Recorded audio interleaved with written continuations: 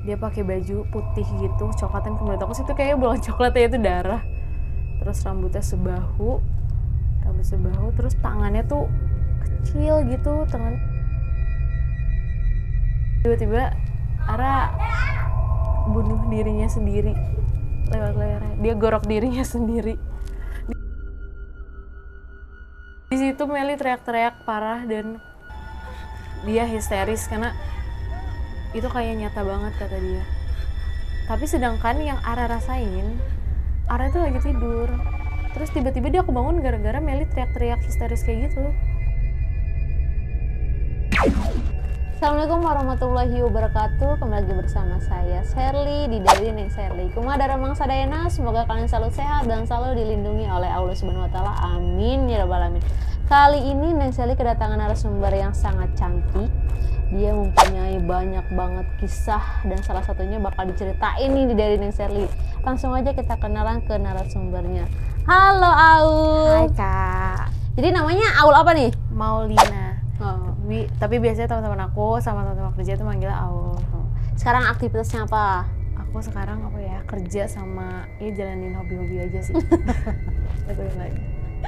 Jadi katanya Aul ini punya cerita horor. Cerita apa sih? Coba ceritain sedikit aja. Cerita sedikit ya. Jadi itu sih belum lama aku alamin.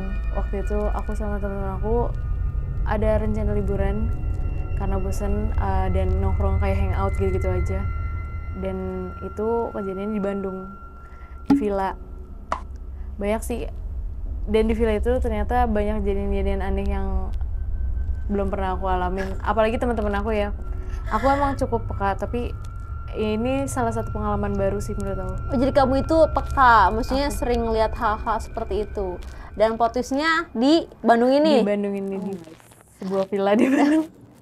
Aduh, penasaran ya dengan ceritanya. Oke teman-teman, sebelum kita lanjut ke ceritanya, yang belum subscribe tolong di subscribe, di like, di komen, dan di share. Dan juga yang mau jadi narasumber dari Neng Sherly langsung aja DM ke IG-nya dari Neng Sherly. Jangan berlama-lama lagi, kita lanjut aja ke ceritanya. Di sini ada setan.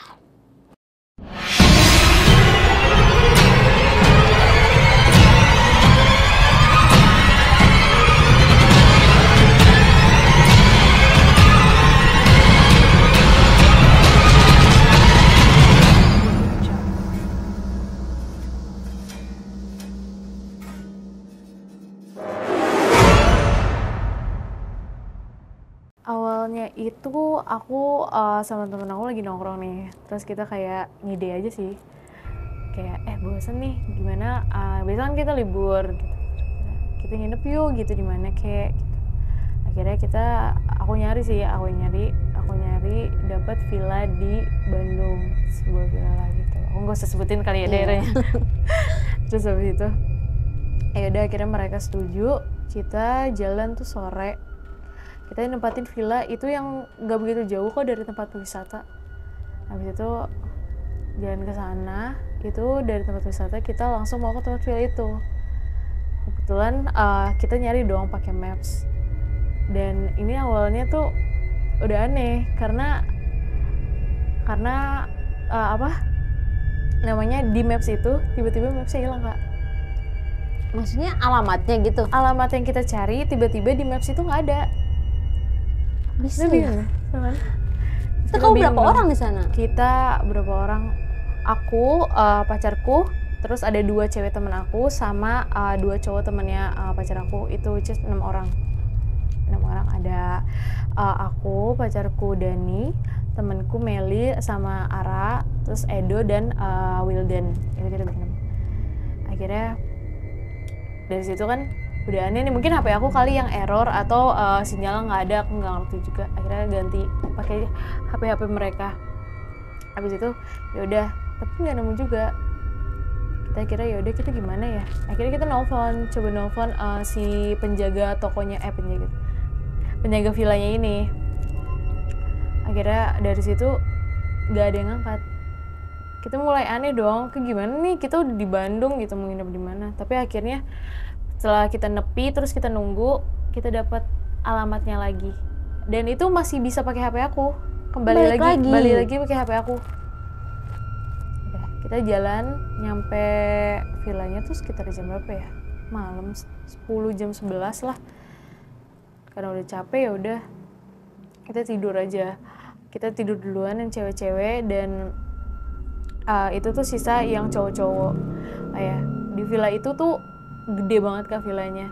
Buat kita berenam sih itu gede ya, karena dapat 3 kamar, dapat kolam berenang, dan halaman yang luas juga. Pas kita datang ke villa itu sebenarnya perasaan aku juga udah gak enak kan, kayak kok gak enak sih suasananya, tau kan, kayak gak nyaman gitu lah. Pas penjaganya datang, dia tuh memperingatin kita tuh nggak boleh ke halaman belakang. Kita apa maksudnya, kita udah dapat fasilitas yang lengkap kayak gitu, kok ada peringatan kayak gitu, aneh sih menurut aku, karena namanya kita mau liburan ya, mau senang-senang, jadi kok jadi kayak kepikiran, tapi kita nggak nanya sih itu kenapa. Dari situ kita nyari, kita bagi kamar nih 3 sebelum kita tidur. Jadi 3 kamar itu ada yang dekat dapur, itu pacar aku mau di situ sendirian katanya. Oke. Jadi kamar 1, 2 itu ditempatin sama yang cewek-cewek, yang kedua itu sama temenan kita, Edo sama si Wildan. Dari situ hari berlanjut pagi, aku sama Ara tuh bangun duluan, kita masak terus ya, masak kecil-kecil aja sih buat sekalian sama teman-teman. Habis itu kita berenang. Tapi yang berenang itu cuman aku sama Ara. Teman-teman yang lain tuh ya udah main air aja gitu, pinggir-pinggir sambil main gitar, sambil nyanyi gitu.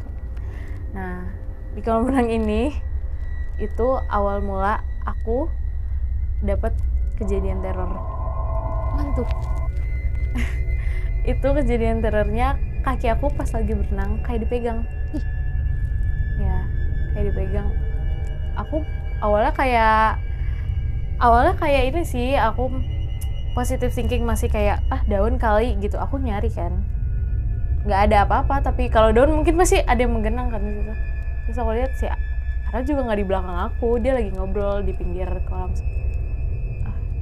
Nggak mungkin sih kalau salah, karena itu berasa banget kayak kuku yang ke garuk gitu, gimana sih, kayak kulit yang kegaruk. Ya udah, aku positive thinking aja sih di situ. Di situ kita bangun maksudnya udah, akhirnya kita masuk, dan ini namanya kita lanjut nonton TV. Terus malamnya itu kita nyari makan, karena kita mau rencana barbekyuan malam-malam. Dari situ habis nyari makan barbekyuan, kita balik sekitar jam 7:30, jam 8. Dan itu ada Ara sama Wildan, karena mereka nggak ikut, jadi kita berempat aja yang jalan.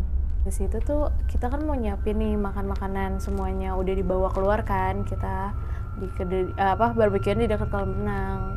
Terus aku masih nyiapin apa ya, kalau nggak salah itu bumbu-bumbuan kalau nggak salah. Itu terakhir aku mau keluarin, aku tuh nyium bau bangke Kak. Aku maksudnya di dapur kok bau bangke sih, tadi kita berangkat nggak ada bau apa-apa kan. Aku nyari, aku penasaran bau apa, baunya tuh bener-bener bau banget. Dan itu ternyata baunya ada dari kamar 3 yang ditempatin sama pacar aku. Aku gini, ini baunya karena cuman kamar itu kan yang paling deket sama dapur. Aku nyamperin, aku nemuin bangkai burung yang ternyata itu udah dikerubungin sama belatung dan kayak laler, pokoknya baunya udah gak tahan banget Kak. Enggak, aku maksudnya aneh, karena sebelumnya kita berangkat tuh nggak ada apa-apa, tapi itu kayak bangkai yang udah lama. Padahal malam itu pacar kamu juga udah tidur di situ ya? Pacar aku udah tidur di situ, tapi dia juga nggak cuma apa-apa. Aku sempat kaget kayak apa sih nih gitu, dan perasaan aku tuh di situ udah makin gak nyaman, makin nggak enak lah. Tapi gimana ya, kita lagi liburan gitu kan. Akhirnya di situ tuh Edo langsung bersihin bangkainya, terus ya barbekyunya lanjut. Dari barbekyunya itu kan aku kayak yang tadi aku bilang kan, aku udah gak nyaman, udah gak enak. Akhirnya aku izin lah, aku balik ke kamar duluan. Ya guys, gue balik ya gitu, gue bilang ke kamar duluan gitu, sorry banget nih gitu, aduh kepala gue jadi kelayangan gitu. Jadi mereka ngertiin. Nah di situ aku tiduran Kak, terus aku tuh mimpi. Aku di situ mimpi. Aku ada di villa itu. Villa yang persis aku tempatin, di kamar dia yang persis aku tempatin. Aku mimpi aku ngelihat cewek. Ada satu cewek di situ yang kayak aku penasaran banget mau ikutin dia. Ternyata dia pergi ke arah belakang. Tapi aku panggilin dia nggak nengok. Tapi pas udah di tengah-tengah itu dia tuh berhenti, tapi badannya nggak gerak, tapi palanya muter. Jadi stuck, terus Dia stuck tapi palanya muter 180 derajat. Jadi ya mukanya di belakang. Lebih parahnya lagi itu cewek mukanya hancur. ya Allah. Nggak kelihatan sama sekali bentuknya, tapi hancur. Itu aku teriak histeris. Aku bangun, teman-teman aku ternyata udah ada di samping aku semuanya. Mereka kaget, katanya aku tuh kayak rep-repan gitu sih katanya. Aku kepikiran karena itu benar-benar sosok yang ada terus. Akhirnya dia, kalau nggak salah, dia pakai baju putih gitu, coklatan. Menurut aku sih itu kayaknya bukan coklatnya, itu darah. Terus rambut sebahu, terus tangannya tuh kecil gitu, tangannya kecil. Aku sih lihat, dan kalau nggak salah ada kayak memar-memar gitu. Ya seingat aku sih itu kayak gitu ya. Pokoknya aku palingnya tuh mukanya hancur, nggak karuan kayak gitu.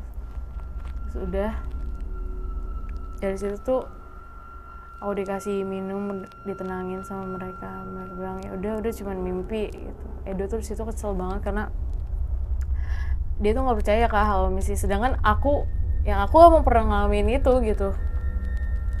Dari situ aku juga nggak mau, paling nggak nyaman. Aku udah pengen pergi aja sebenarnya di situ, tapi aku nggak mau ngancurin liburan kita kan yang jarang banget.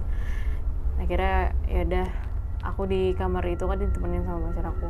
Meli sama Ara tuh kira pindah ke kamar 3 yang ditempatin sama pacarku.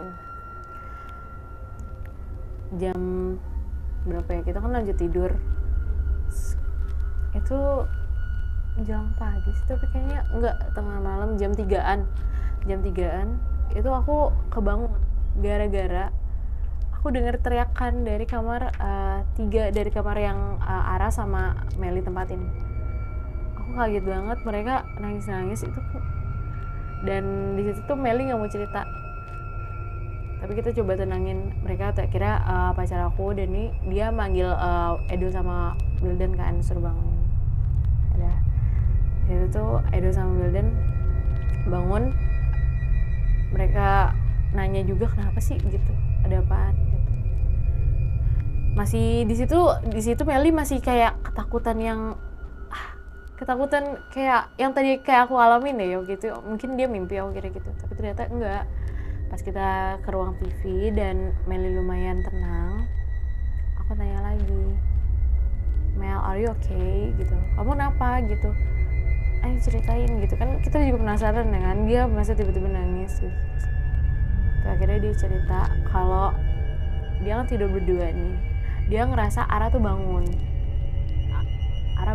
terus Ara tuh keluar dari kamar. Dia nanya, Ara mau kemana gitu, nggak dijawab.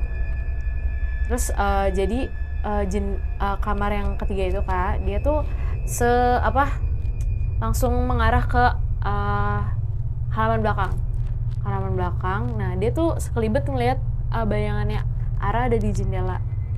Dari situ yaudah dia buka kan jendelanya, Ara mau kemana, Ara terus dipanggil kayak gitu, tapi dia nggak nengok.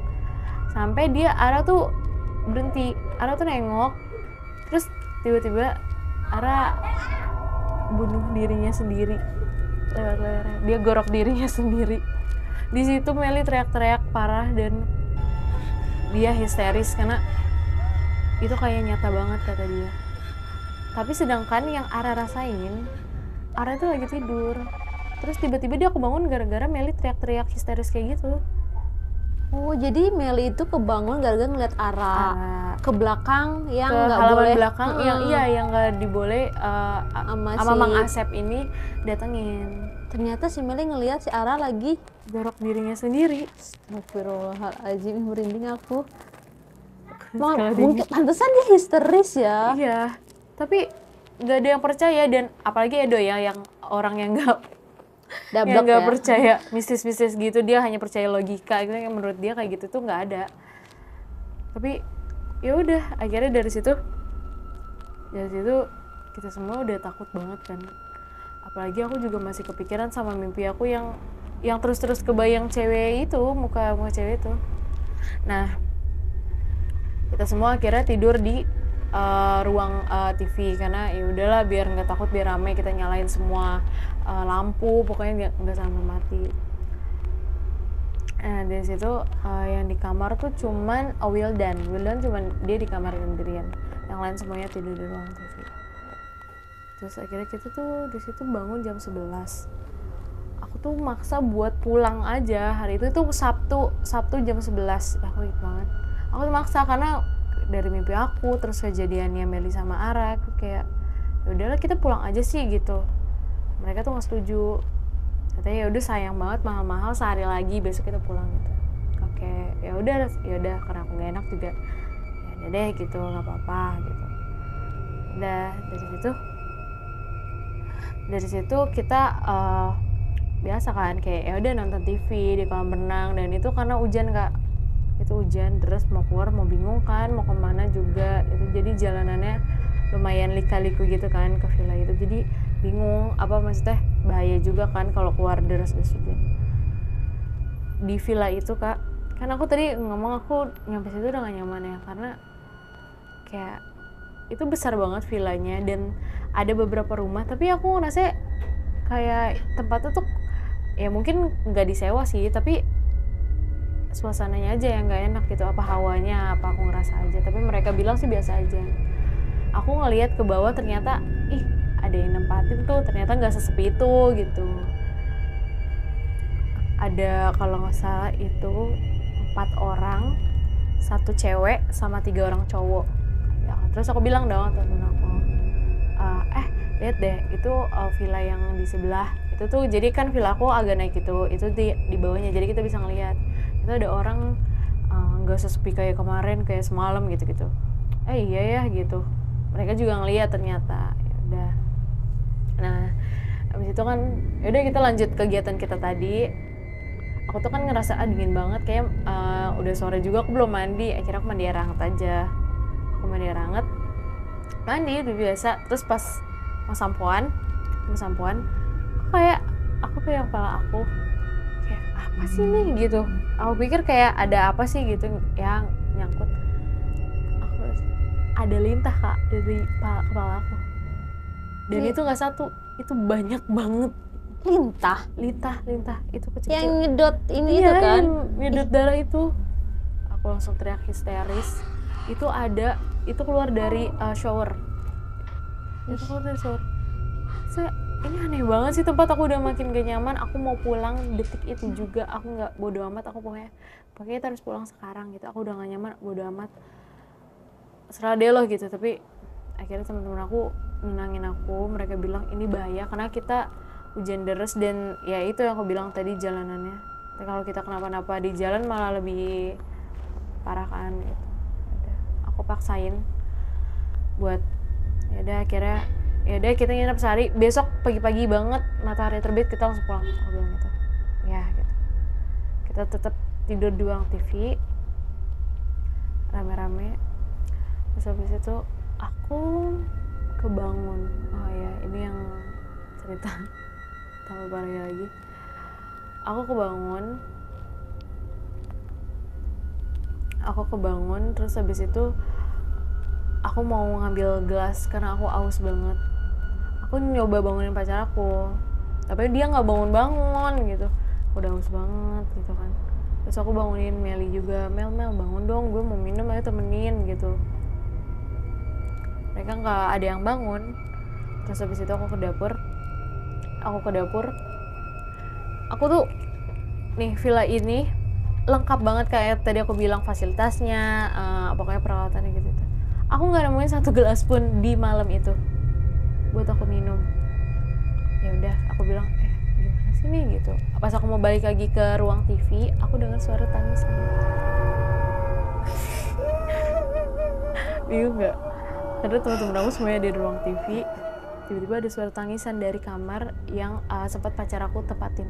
Kamar ketiga yang Ara sama Meli tidur juga waktu mimpi ya kejadian itulah. Terus aku nyamperin, aku sadar nggak sadar, aku ngeliat cewek di dalam kamar itu. Tapi aku samperin, akhirnya aku samperin dia. Aku samperin, terus aku samperin, aku tanya, kamu kenapa? Kamu siapa? Gitu. Dia nggak jawab-jawab. Sampai aku tanya lagi kan yang ketiga kali, hai, kamu siapa? Gitu. Kok nangis gitu? Kenapa? Gitu.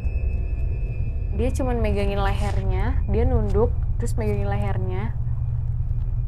Dia bilang, tolongin saya. Dia bilang gitu. Aku langsung kepaku kan. Hah? Tolongin saya gitu. Itu pas dia bilang tolongin saya, tolong apa? Akhirnya aku nanya kayak gitu doang, karena dia bilang tolong terus, tolongin saya. Abis itu dia ngelepasin dari pegangan lehernya itu, kepalanya copot Kak. Ih, Kepalanya copot. kepalanya copot. Dia dia kan nengok ke atas gini. Pas habis megang palanya dia pegang atas, dan itu persis muka yang pernah aku mimpiin, yang aku bayang-bayang terus. Tapi itu padahal kamu lagi sadar ya? Iya, aku lagi sadar, aku benar-benar sadar. Aku mau ngambil minum, aus, palanya copot, aku teriak histeris, terus aku pingsan. Ya siapa yang nggak pingsan ya ngelihat sosok seperti itu Iya, gitu kan? Kalau orang-orang dengar mungkin setan kepala buntung gitu-gitu, itu aku ngalamin depan mata aku, kepalanya copot di depan mataku. Aku pingsan di situ. Aku bangun siang kalau nggak salah. Aku bangun siang. Aku sadar tuh dari pingsan siang. Aku teriak-teriak histeris, terus aku ngerasa kesakitan. Aku minta tolong terus sampai pacar aku Dani nggak kuat. Kayak kenapa gitu. Akhirnya dia nelfon Mang Asep. Untungnya Mang Asep malam-malam itu jawab, dan dia langsung datang sama Pak Haji. Aku dikeluarin ya yang nempel di tubuh aku. Aku baru sadar pas siang hari itu. Oh, jadi pas kamu ngelihat sosok itu yang kepalanya buntung Copot, gitu iya, kan, paling copot, buntung. glinding gitu kan, kamu di situ langsung kesurupan si sosok itu. Iya, mereka bilang aku kesurupan, tapi kan aku ngerasanya kalau aku pingsan aja kan. Udah, terus aku dibacain doa gitu-gitu. Pacar aku sih sebenarnya ya hampir sama kayak Edo, tapi karena dia punya pacar kayak aku ya, Yang sensitif gitu ya. yang tiba-tiba kayak yang di sebelah kamu kok ngeliatin kamu terus sih gitu. Apaan sih, orang ada siapa sih? Tapi akhirnya dia percaya.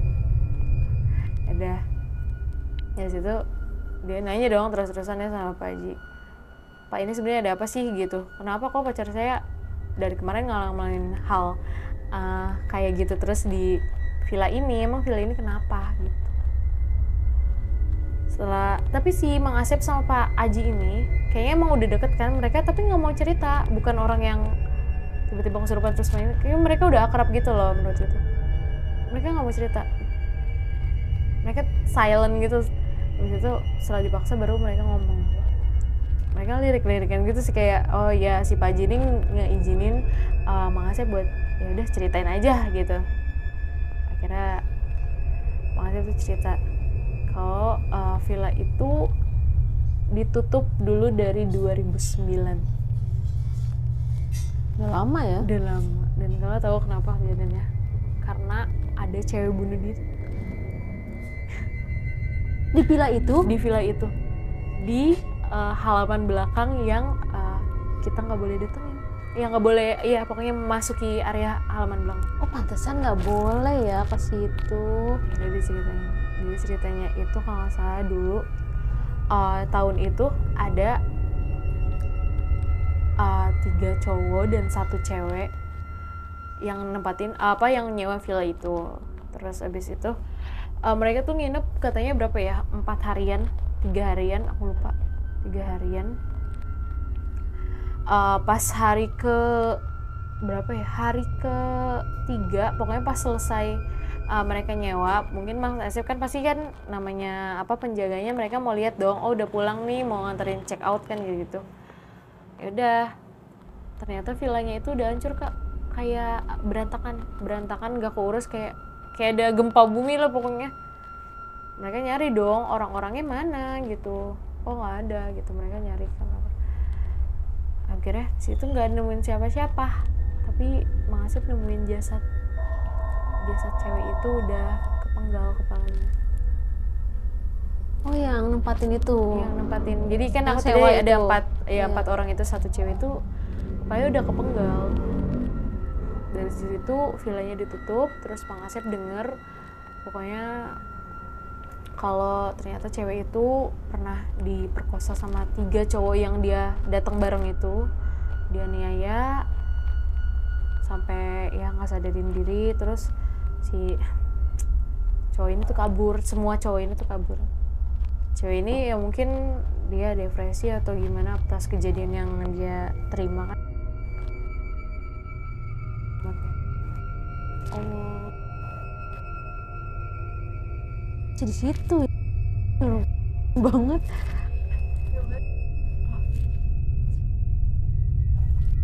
Beneran tenang tuh bener masih bisa nempatin iya, dan banget dia masih bisa tolong loh gitu. Terus akhirnya pas kita dengar cerita itu tuh kayak jangan-jangan orang yang di villa itu tuh sama kan 3 cowok dan 1 perempuan gitu. Oh, yang kamu ceritain itu, Iya, yang sebelah. yang agak ke bawah villa yang aku bilang tadinya kosong, tiba-tiba banyak orang gitu kan. Iya, kata Mang Asep bilang kalau rumah-rumah yang di sekitar situ tuh emang udah gak ada yang tempatin. Bahkan Mang Asep itu nggak tahu orang-orangnya tuh yang punya pada kemana. Jadi aku sama temen-temen aku ngeliat sosok mereka di kayaknya. Gue merinding banget. Aku juga masih kita dengar berita itu, kita udah pokoknya kita harus pulang sekarang juga udah nggak kuat. Tapi katanya Pak Aji ini itu nggak hanya nempel di Meli. Akhirnya Meli obatin juga sih di situ. Dari situ dan kalau nggak salah tuh setelah kejadian itu 3 cowok ini tuh kecelakaan bareng. Itu tuh sampai masuk berita sih katanya. Oh, infonya gitu. Pak Mang Asep tuh taunya gitu. Jadi berarti itu semua beneran kayak arwah mereka ya, berarti yang kita lihat gitu. Nah, dari situ kita pulang, aku masih ngerasa nggak enak sampai aku sakit. Aku dirawat. Ya Allah. Ya mungkin karena kepikiran juga kali ya. Kepikiran itu kebayang-bayang terus. Oh ya, yang kejadian ada yang nggak aku ceritain ke temen-temen aku? Karena aku takut mereka makin takut. Itu sebenarnya pas setelah aku pindah ke ruang TV. Itu aku diikutin lagi sama dia. Jadi aku pipis ya udah, terus biasa kan sikat gigi gitu mau tidur. Aku ngaca dulu nih sambil cuci muka. Muka aku biasa. Terus aku ngeliat kaca lagi, tuh bukan muka aku. Terus muka siapa dong? Muka perempuan itu, perempuan yang hancur. Jadi kamu ngaca? Aku ngaca. Aku masih normal sikat gigi, cuci muka kan, di wastafel. Itu bukan muka aku. Terus aku teriak, tapi teman-teman aku biasa aja, maksudnya mereka nggak denger ya aku teriak gitu. Tapi aku nggak ceritain di situ karena mungkin mereka masih histeris juga kan kejadiannya Meli itu. Akhirnya ya udah. Itu ya, itu makanya aku pengen bener-bener pulang, tapi mereka nggak mau karena menurut mereka sehari lagi sayang gitu kan. Aku takut mereka kepikiran juga. Ya udah iya, sehari lagi aku juga nggak enak karena uang lumayan kan, maksudnya uang kayak liburan kita gitu. Terus aku penasaran, pas kamu lihat kaca itu sosok apa yang kamu lihat gitu? Sosok yang sama kayak di mimpi aku, sama kayak yang aku temuin di kamar yang paling copot. Sosok perempuan itu yang bunuh diri. Mungkin karena kamu peka kali ya, jadi dia itu ngebet banget ke kamu gitu. Coba nyampaikan rasa sakit dia rasa kali sakitnya dia. Aduh, mau liburan malah itu lumayan kisah liburan yang apa ekstrim berkesan sih. ya. berkesan karena ekstrim juga. Karena itu bakal diingat terus ya, apalagi teman-teman aku ya, mereka yang awalnya nggak percaya gitu, jadi ya oke lah gitu, mereka berdampingan sama kita. Ya, cuman aduh terlalu ekstrim. Liburan yang ekstrim menurut aku ya gitu. Karena kita suka namanya staycation gitu-gitu ya sama teman-teman, senang-senang. Pagi masih pada muda-muda ya kan. Apa dari hingarnya Jakarta yang sangat pengat bener. Tapi giliran lagi liburan malah diganggu. Berarti itu pilanya dari tahun 2009. Dari tahun segitu 2009 2010 pokoknya ditutup. Ya, dan baru buka lagi pas kita datang. Oh, jadi pas dibuka itu pas kalian yang sewa? Iya, kita sewa pertama. Ternyata ya mereka ngasih tahu. Gitu. Karena emang kayak villa baru, makanya kita menurutnya kayak bersih, nyaman. Kita kan lihat reviewnya bagus gitu. Apa emang belum sih tempatin. Ya udah. Ternyata banyak hal-hal kejadian aneh yang ada di villa itu. Yang biasanya kita liburan untuk senang-senang nih malah jadi ketakutan sama jadi pengalaman aja sih. Tapi emang yang seremnya tuh kenapa bisa ada lintah ya? Iya nggak sih? Iya. Yang paling aku ingat banget. Itu ya kapan copot sama bener-bener lintah, karena itu aku ngerasain. Kalau mungkin ya tadi yang di kolam berenang itu kayak yaudah aku masih positive thinking, tapi yang udah di kejadian lintah itu udah kacau sih sebenarnya. Karena kan maksudnya itu benda nyata ya, hewan nyata gitu. Jadi yang lain juga bisa ngeliat gitu kan. Itu si Edo gimana tuh? Udah percaya tuh Edo?